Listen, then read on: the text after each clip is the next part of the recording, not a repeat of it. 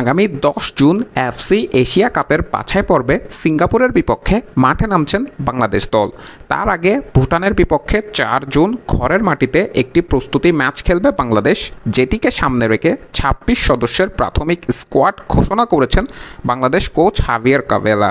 হামজা চৌধুরীর সাথে সে স্কোয়াডে নতুন করে অভিষিক্ত হতে যাচ্ছেন সামিত সোম, যে দেশের ফুটবলে নতুন একটি জোয়ার নিয়ে আসছেন। সেই সাথে ফাহমিদুল ইসলাম, যাকে ভারতের বিপক্ষে স্কোয়াডে রাখা হয়নি, তাকেও স্কোয়াডভুক্ত করা হয়েছে 26 সদস্যের স্কোয়াডে। তবে কিউবা মিচেলকে রাখা হয়নি স্কোয়াডে, যেটির ব্যাখ্যা দিয়েছেন বাংলাদেশের কোচ।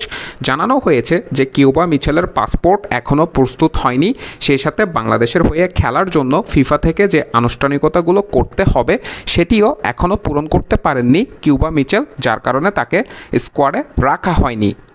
সিঙ্গাপুরের বিপক্ষে গোলকিপিংয়ের দায়িত্ব সামলাবেন মিতুল মার্মা। সেই সাথে স্কোয়াডে আছেন অভিজ্ঞ রহমত মিয়া, ইসা ফয়সাল, তারিক কাজী, তপু বর্মন, সাত উদ্দিনের মতো ডিফেন্ডাররা। মধ্যভাগে মিডফিল্ডে হামজা চৌধুরী এবং সামিত সোমের সাথে আছেন অধিনায়ক জামাল ভুঁইয়া, তরুণ শেখ মোরসালিন, সেই সাথে সোহেল রানা, মুজিবুর রহমান জনি এবং মোহাম্মদ হৃদয়। যেখানে আক্রমণ ভাগে ফিরেছেন সুমন রেজা এবং ভারতের বিপক্ষে স্কোয়াডে থাকা চন্দন রায় বাদ গিয়েছেন। ফাহমিদুল ইসলাম আছেন আক্রমণ ভাগে, তার সাথে ফয়সাল আহমেদ ফাহিম এবং রাকিব হোসেন আছেন। ব্যাকআপ হিসেবে আছেন মোহাম্মদ ইব্রাহিম এবং ইমন শাহরিয়ার।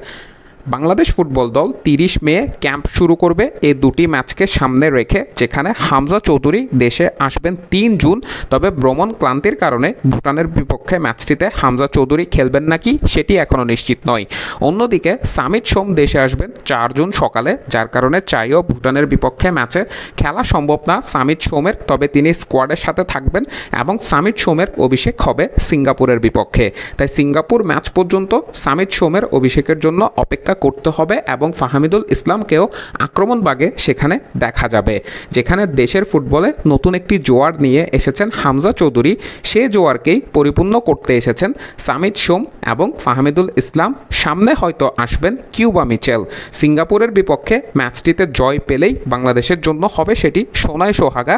যেখানে হামজা চৌধুরীর অভিষেক ম্যাচে দারুণ খেলেও ভারতের বিপক্ষে জয়বঞ্চিত ছিল বাংলাদেশ। গোলশূন্য ড্র হয়েছে ম্যাচটি ফিনিশারদের ব্যর্থতায়। তাই তো এবার ফিনিশিংয়ের উপর বাড়তি মনোযোগ দিতে হবে বাংলাদেশের কোচ হাভিয়ের কাভেলাকে, এবং সুযোগগুলো যেন বাংলাদেশের হাত ফসকে না যায় এই ম্যাচে সেটি নিশ্চিত করতে হবে। আপনাদের মন্তব্য মতামত কমেন্ট বক্সে জানতে চাই। মাহের Ahmed Mahi, MS Think Birds।